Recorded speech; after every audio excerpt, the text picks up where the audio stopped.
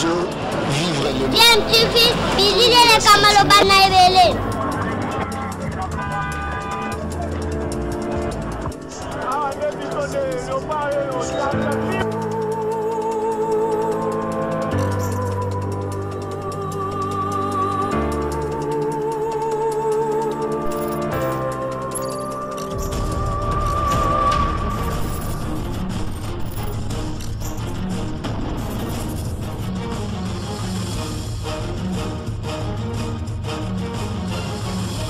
Scientifique, toujours en avant.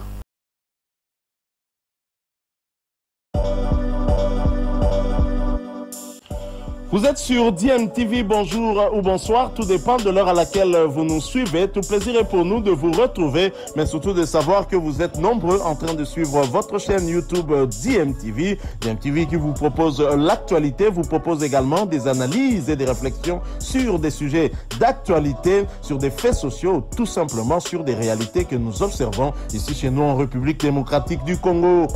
Niveau to beteliango. Na niveau tout le monde est niveau monté. Et le niveau monté. Tout ça le mission ka na expliquer on a dit OK. Ba talent na Congo et je m'assoute. Dia makambebele. Dia banzala. Mutako na entraînement zone le les le bioketan.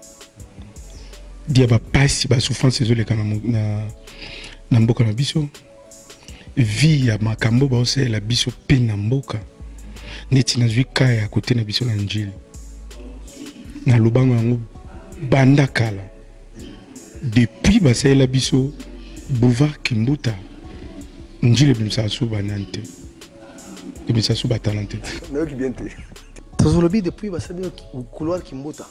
depuis ba la biso boulevard Kimbuta na njili côté na biso on a venu biso depuis ba c'est la biso boulevard Kimbuta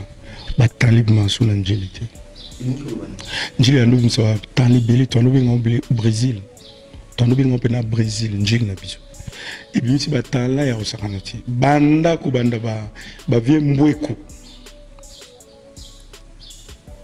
ba kabo makabi kukita kuya ba vie pupa ba mayanga ba kalusha udukita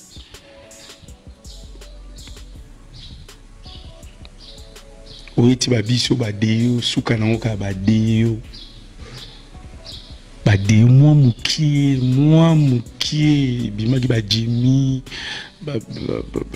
timba bébé mais après ba sali boulevard Kimbuta niet il obi ma sauté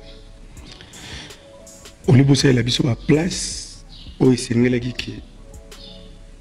football qui est bosso pour njili bato ba bien d'abord Bali on va non c'est la biso couloir ya ochama sanga ngana za contre ne loko na fort elo mona chena kena parler moi na leki umona ba leki ba petiango baka na bar distraction monsieur ezate à part comme la masanga donc zomuna ba qualité mo bimande ne bimata mutaza na mbongo na to kanisaka samedi au fa na bar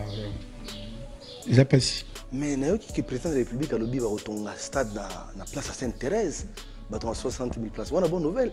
oui c'est bonne nouvelle c'est une nouvelle à bien mais faut que bon ça non ba terrain eza ebele wana anjili ba terrain ebele muso eza ya kokufa na likai moko na tubande ko sala entraînement na sélection njili terrain mwendo et comme garage kotiti na terre donc bato beta so baleti talango demandé biso le manjili tala bandaka na balabala après na terrain pour baba les amis neni to bandana ko beta na balabala et bimande rien nous avons va jouer au matin les mbandenge moko ba couleur tchétché mo bebele boma pena les mbando nous va jouer ba souka matete ko lobate mais lelo rien ou un footballeur ah oui biso mon na le ils a vrai